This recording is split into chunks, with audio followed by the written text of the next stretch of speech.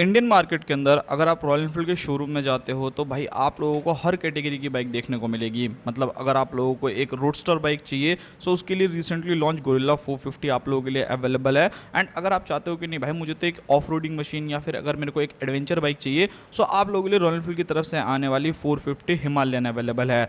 But उन लोगों को क्या, जिन लोगों को रॉयल एनफील्ड की तरफ से एक स्क्रैम चाहिए, ऑब्वियसली भाई आप लोगों ने देखा होगा कि इंडियन मार्केट के अंदर रिसेंट में भाई बहुत ज़्यादा जो है स्क्रैम बाइक के ऊपर भी कंपनीज ध्यान दे रही है। ऑलरेडी आप लोगों को ट्रैम की स्क्रैम्बलर 400X XC, उसी के साथ YSD स्क्रैम्बलर जैसी बाइक्स जो देखने को मिलती है। BSC की भी बाइक्स जो वो आ गई है स्क्रैम्बलर में।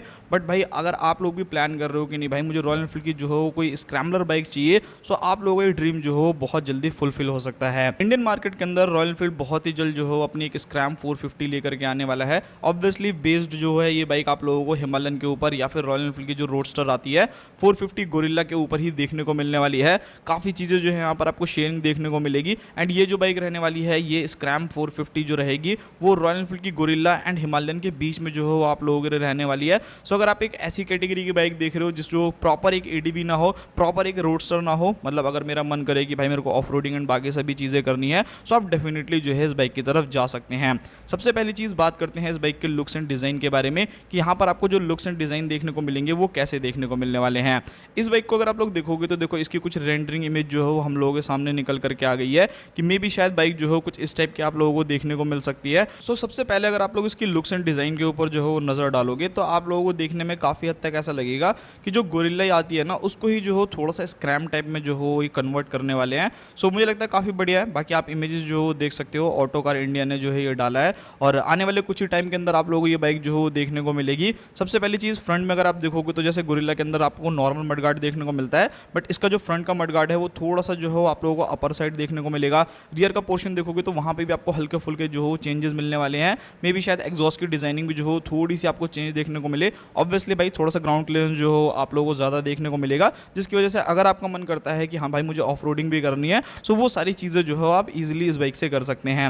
यहाँ पर अगर आप टायर्स भी देखोगे ना तो यहाँ पर थोड़ा सा जो हो अलग कॉम्बिनेशन का यूज़ होगा। अब इसके अंदर स्पोक व्हील्स कंपनी जो हो आपको ऑफर करेगी या अलॉय व्हील ही देगी वो तो आने वाले टाइम में पता चलेगा। बट रेंडरिंग इमेज अगर आप लोग देखोगे तो यहाँ पर आपको स्पोक व्हील्स देखने को मिल रहे हैं एंड आप लोगों को प्रॉपर ऑफ रोडिंग टाइप के जो हो टायर्स देखने को मिलते हैं इस बाइक के अंदर। वैसे तो अगर मैं बात करता हूँ रॉयल एनफील्ड के बारे में, सो भाई ऑलरेडी एक स्क्रैम 440 उन लोगों ने आप लोगों के लिए अवेलेबल करी है। बट वो कहीं ना कहीं प्राइसिंग वाइज अगर आप लोग देखते हो या फिर अगर आप लोग ऐसे चेकआउट करोगे कि भाई नहीं मुझे थोड़ा सा और ज़्यादा पावर चाहिए, ज़्यादा फीचर्स चाहिए, सो उस कंडीशन में जो है ये बाइक ज़्यादा फुलफिल करेगी। स्क्रैम 440 उन बंदों के लिए ज़्यादा मुझे लगती है जिन लोगों को जो हो बजट के अंदर बाइक चाहिए। अलॉय व्हील वाला वेरिएंट भी जो है उसके अंदर अवेलेबल है, सो वो एक चीज़ रहेगी। बाकी यहाँ पर अगर मैं सबसे पहली चीज़ के बारे में बात करता हूँ कि इसके अंदर इंजन जो हो कौन सा यूज़ होगा, सो भाई इस चीज़ की तो 100% श्योरिटी आप लोगों को पता ही है कि इसके अंदर कौन सा इंजन यूज़ होने वाला है। सेम गोरिल्ला वाला ही इंजन इस बाइक के अंदर आपको देखने को मिलेगा।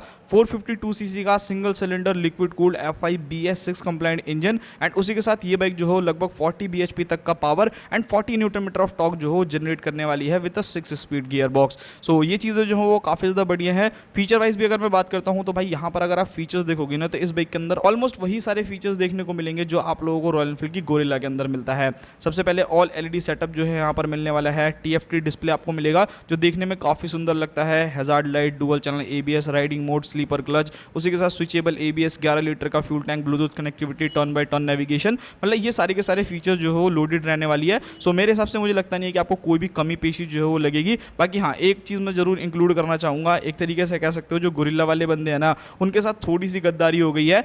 बेसिकली यहाँ पर अगर आप लोग गोरिल्ला को देखते हो तो उस बाइक के अंदर आप लोगों ने टेलीस्कोपिक सस्पेंशन अभी भी कंपनी ऑफर करती है, जहाँ पर काफ़ी लोगों की डिमांड है कि अरे भाई अब तो कम से कम इसके अंदर USD कर दो। बट इस बाइक के अंदर अगर आप रेंडरिंग इमेज को देखोगे तो स्क्रैम के अंदर काफ़ी हद तक चांसेस हैं कि आप लोगों को जो है वो टेलीस्कोपिक सस्पेंशन की जगह जो है वो USD सस्पेंशन जो है वो देखने को मिलेंगे। सो ये एक चीज़ है। बाकी रियर में अगर आप जाओगे तो ऑलमोस्ट सेम, बस मोनोशॉक एब्जॉर्बर रहेगा। बट हाँ थोड़ी सी जो उसका ट्रैवल है उसको थोड़ा बहुत अप एंड डाउन जो हो किया जाएगा ताकि कंफर्ट भी जो हो थोड़ा सा अच्छा जो हो राइडर को मिल सके। ब्रेकिंग सिस्टम के बारे में बात करूँ तो यहाँ पर आपको कोई भी चेंजेस नहीं मिलने वाला। ब्रेकिंग जो हो एक्जैक्टली सेम रहने वाली है जैसा कि अभी आप लोगों को इस बाइक के अंदर देखने को मिलेगी। एंड मुझे लगता है कि ब्रेकिंग से तो किसी को शिकायत नहीं होनी चाहिए भाई, बहुत अच्छी ब्रेकिंग जो है ये बाइक आप लोगों को प्रोवाइड करती है। 310 mm की फ्रंट में डिस्क एंड जो आप लोगों को रियर में देखने को मिलेगी वो 270 mm की जो हो डिस्क देखने को मिलेगी। So this is just amazing भाई, मतलब बहुत ही ज़्यादा अच्छी ब्रेकिंग आप लोगों को बाइक में मिल जाती है। टायर साइज़ के बारे में बात करूँ तो देखो गोरिल्ला के अंदर अगर आप देखोगे तो 17 इंचेस के जो हो व्हील्स आप लोगों को देखने को मिलते मिलते हैं, बट इस बाइक के अंदर जो हो फ्रंट का टायर जो हो चेंज हो जाएगा, यानी कि 90 इंचेस के जो हो आप लोगों को फ्रंट के अंदर टायर्स देखने को मिलेंगे एंड 70 इंचेस के जो हो रियर टायर रहने वाले हैं। अब इस बाइक के अंदर आपको स्पोक व्हील्स देखने को मिलेंगे, सो काफ़ी हद तक चांसेस हैं कि क्या पता कंपनी जो हो ट्यूब टायर यूज़ करे, बट मेरा मानना यह है कि भाई थोड़े से पैसे एक्स्ट्रा ले लेना, बट इस बाइक के अंदर भले ही इसके अंदर आप रिम जो हो वो आप लोग अवेलेबल करो, मतलब स्पोक व्हील जो हो आप लोग अवेलेबल करो, बट ट्यूबलेस टायर के साथ कर दोगे ना तो एक बंदे की सरदर्दी जो हो बिल्कुल ही खत्म हो जाएगी। सो ये एक चीज़ है। बाकी डायमेंशंस में भी अगर आप देखोगे तो भाई ऑब्वियसली आपको थोड़ा बहुत जो हो डिफरेंस देखने को जरूर मिलेगा।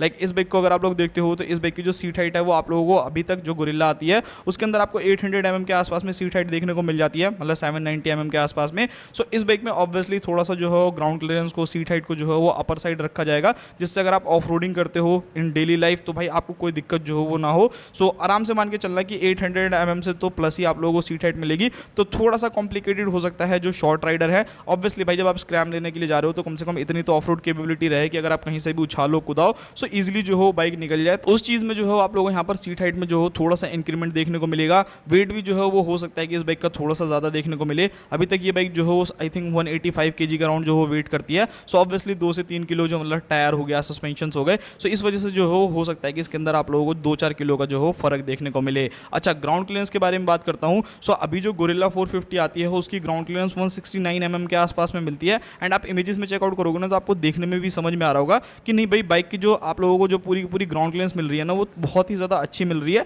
सो यहाँ पर क्या है कि आप लोगों को कम से कम 180 प्लस तो mm जो हो ग्राउंड क्लियरेंस देखने को मिलेगा ही। प्रॉपर एक ADV की तरह नहीं मिलेगा, बट हाँ उससे थोड़ा बहुत कम या फिर उसके आसपास जो हो ज़रूर दिया जाएगा, ताकि अगर आप ऑफ रोडिंग करने के लिए लेकर के जाते हो तो वहाँ कोई दिक्कत ना हो। अच्छा, अब बात कर लेते हैं लॉन्च डेट के बारे में एंड प्राइसिंग के बारे में। सो जैसा मैंने आपको स्टार्टिंग में ही बोला कि जो रॉयल एनफील्ड है ना, ये जो 450 स्क्रैम लेकर के आ रहा है, बेसिकली ये जो हो हिमालयन एंड जो आपकी गोरिल्ला आती है उसके बीच में रहने वाली है। सो प्राइसिंग भी जो है उसमें दोनों के आसपास में रहेगी, समथिंग अराउंड 2.5 लाख से लेके 3 लाख रुपए तक मान करके चलना, बिकॉज ऑब्वियसली 450cc इंजन है तो आपको थोड़े से एक्स्ट्रा पैसे भी जो हो पे करने पड़ेंगे। तो ये सारी की सारी चीज़ें आप लोगों को देखनी पड़ेगी। अच्छा, लॉन्च डेट के बारे में बात करते हैं कि लॉन्च डेट जो हो कब है। सो लॉन्च डेट मुझे लगता है कि थोड़ा सा जो हो डिले है, मतलब आपको 2026 में नाम मिल करके 2027 के आसपास में जो है ये बाइक मिलने वाली है। सो भाई आपकी क्या राय है इसके ऊपर कि भाई जल्दी जो हो स्क्रैम लेकर के आनी चाहिए या 2027 में भी जो हो काम चल जाएगा? बिकॉज ऑलरेडी जो हो कंपटीशन काफ़ी ज़्यादा है। लाइक ट्रैम ने भी रिसेंटली अपनी स्क्रैम्बलर 349cc के साथ जो हो इंट्रोड्यूस करी थी, यानी 400X एंड XC जो हो वो ऑलरेडी मिलती है।